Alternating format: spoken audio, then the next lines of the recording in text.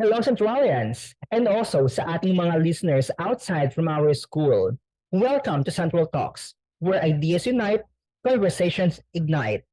I am your host, Jules, and today we are going to talk about something special, something related to health, but not the kind of body health. So, what I am talking about is, of course, the mental health. I hope and I am for sure that everyone is also interested into this matter. So, this is something very important, from my perspective.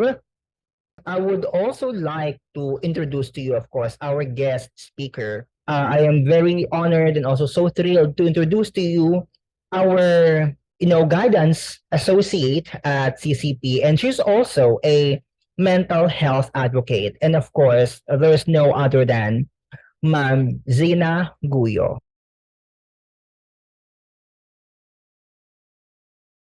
As I have mentioned, we're going to talk about the mental health and also the like suicide prevention that we also celebrated last month.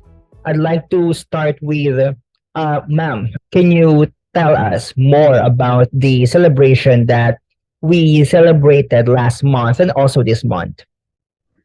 So, hello, no, good afternoon or good day, Centralian. So, I am Zinavian Guyo from the CCP Guidance and Counseling Office. So, today we will talk about mental health and suicide to raise awareness on this topic as part of last month's September Suicide Prevention.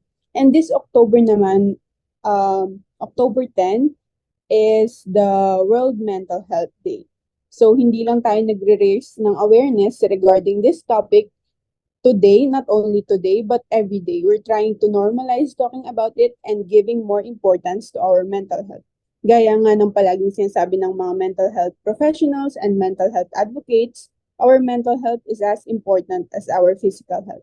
That is why it's really important to talk about this because by talking about it, we are also contributing in destigmatizing the topic about mental health. So the overall objective of this talk or podcast is to raise awareness of mental health issues around the world and to mobilize efforts in support of mental health. So, creating hope through action is the triennial theme for the World Suicide Prevention last month. So, one of the most important topics on mental health is suicide. So, every year, the month of September is dedicated to its prevention and awareness. So, the World Health Organization defines suicide as a public health priority, which requires urgent action to reduce the mortality rate worldwide. So, as we all know, there is still a stigma when talking about this topic. Hindi pa din natin kayang mapag-usapan in a normal conversation ang tungkol sa suicide. And most of the people are actually uncomfortable pa when talking about this or kapag kahit mabanggit lang ang tungkol dito. As a matter of fact, no, kung mapapansin nyo sa social media or specifically sa TikTok, hindi pwedeng i-spell out yung word na suicide, especially sa mga captions, either naka-bleep yung ibang letters or yung nakasulat is yung sounds like lang na word. This implies na hanggang ngayon kulang pa din sa awareness and acceptance ang society natin about this topic on mental health. Wherein I personally believe na dapat naman talagang dinidiscuss ito and pinagtutunan ng pansin. Tulad nga ng sabi ng World Health Organization na it is a public health priority.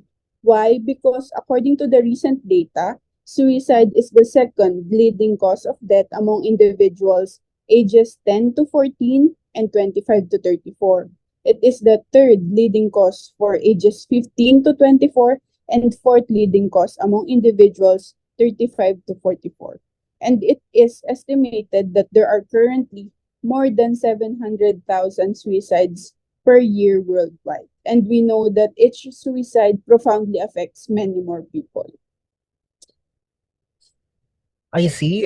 Well, that's what do you call this good thing to know, ma'am. And what I also notice about like what you mentioned is yung age bracket. So especially like sa college or like sa mga senior high, I noticed na parang madami sa kanila, they think that having mental distress or like depression is just a trend. I also, uh, I am one with you, ma'am, when you say na even sa mga social medias is yung term na something na ending their life is it's always in a blip and hindi siya ganong ano, no? Hindi siya ganong pinapayagan talaga na like ma-spell out ng ganun-ganun or ng basta-basta. I would like to ask ma'am, dito sa mga age bracket na to, what do you think is the main reason why did they think na having a mental health is a what do you call this kind of trend, or they were saying like no, it's normal or whatsoever? Is it because of their environment or there's something like kind of genetic as well? So, big factor din ang one is yung environment, no? Kasi it's like a nurture kind of thing na kung sino yung mga tao sa paligid natin, kung ano yung nakikita natin, kung ano yung nararanasan natin, affects our mental health or affects our well-being.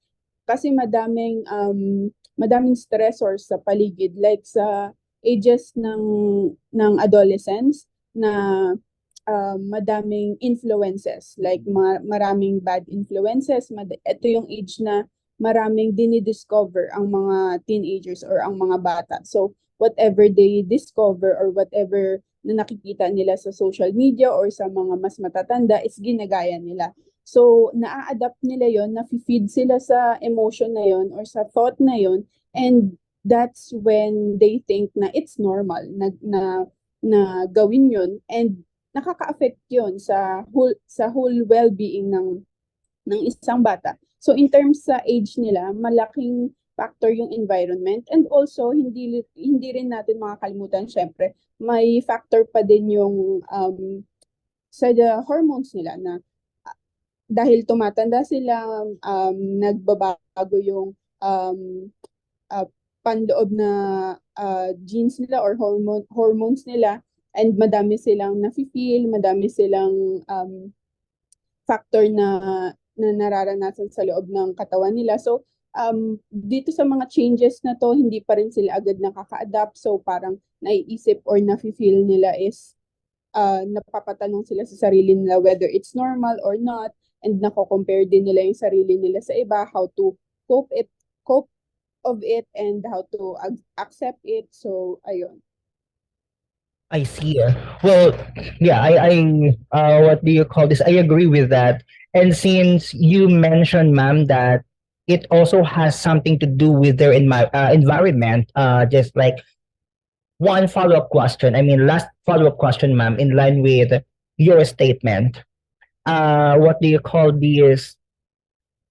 In relation to their environment, do you think yung mga addictions nila, or should I say yung mga vices na ano, like yung paninigarilyo, yung what do you call this, paggamit ng vape, and also yung mga alcohol, do you think it also has an effect sa mental health nila?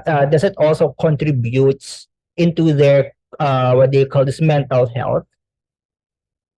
So, on my side personally, I think it's a big impact on the child or on the person. Kasi yung iba ginagamit yung vices nila, like yung mga paninigarilyo, pag-inom ng alak, as a coping mechanism or as a coping skill sa emotion or sa thought nila na yun. Na halimbawa, may mga kakilala ko na imbes na magkaroon ng nakakaranas ng suicide ideation or thoughts, pag naiisip nila yon, ang ginagawa nila is, okay, magiinom na lang ako para parang ang tingin nila doon is nakakabawas or nakakapaglipat ng attention nila sa negative thought nila na yun yung ginagawa nila. So, malaking impact siya, lalo na kung hindi healthy yung ginagamit or yung ginagawa nilang coping skill or coping mechanism, malaking impact yon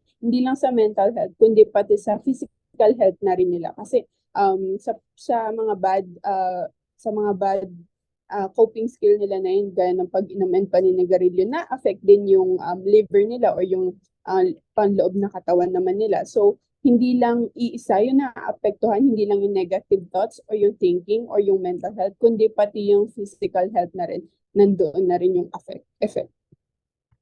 I see. So, ma'am, I just also have one question about social media because I noticed what do you call this, madami ang like kinda how do we say that? They thought that they know everything, parang ganun. Like meron akong nabasa one time na like sa comment, yung mga nagsasabi o yung mga nagsusuicide is yung mga taong mahihina ang loob and mga hindi ginagamit ang utak at puro emotions ang pinapairal. From the perspective of a guidance counselor and also like a psychology graduate, how should we address this? What do you think is the proper way kung paano dapat tayo humarap sa mga students or mga tao na nagdi-deal or experiencing some mental health distress or issues? So actually, katulad ng nabasa mo na yan, Jules, no, madami na rin ako nakikitang mga ganyan.